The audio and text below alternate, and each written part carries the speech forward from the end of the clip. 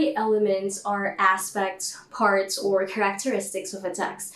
We derive these from reading the text itself, and most of these literary elements can be derived from any, if not all, texts. For example, every story has a theme, every story has a setting, every story has a conflict, every story is written from a particular point of view, right? And identifying these elements somehow legitimizes our discussion of literary works. In this video, we are going to talk about these literary elements. Let's start with the plot. It is the logical sequence of events that develops a story.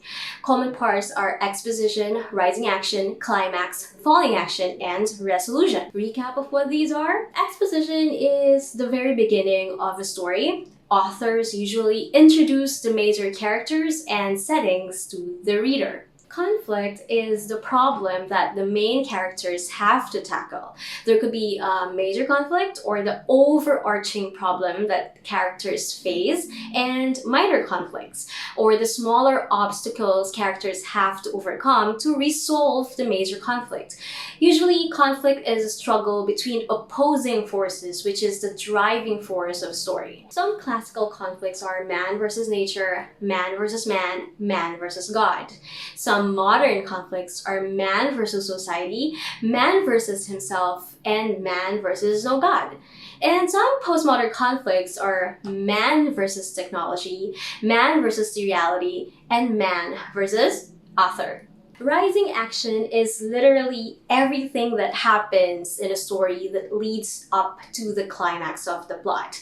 Tension builds and eventually, it heads to a peak. Climax is the part where the characters finally have to face and solve the major conflict. This peak usually is the moment when the hero will either succeed or totally fail. Falling action is everything that happens after the climax but before the resolution.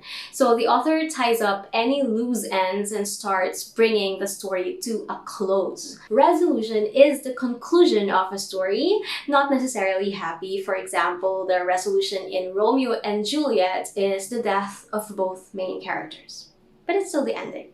Alert, not all plots are linear. Some stories begin in the middle, some at the end, some were just at a loss. But that's still style. Next, we have the setting, which refers to the time and place in which a story takes place.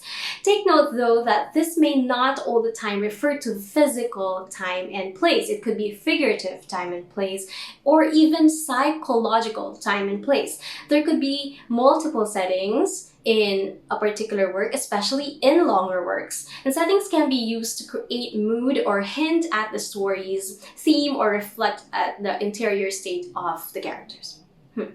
Next up is characters. A piece of literature has to have at least one character. Can be a person, an object, an animal, whatever. It just has to have one, okay? Here goes the protagonist. He or she or it is the main character of the story, often a hero, sometimes not. If we have a protagonist, of course, we have the antagonist. This is the character in conflict with our protagonist, obviously. Often a villain, but does not always have to be. Speaking of characters, there are different types of characters, all right? A dynamic or round character who undergoes an important change due to action within the plot. They have depth and complexity with compellingly human personalities. And they are usually at some point, or at least spontaneous and unpredictable. Static or flat character goes through little to no change, usually playing supporting role to our main character. They have little depth and complexity and appear to be more predictable.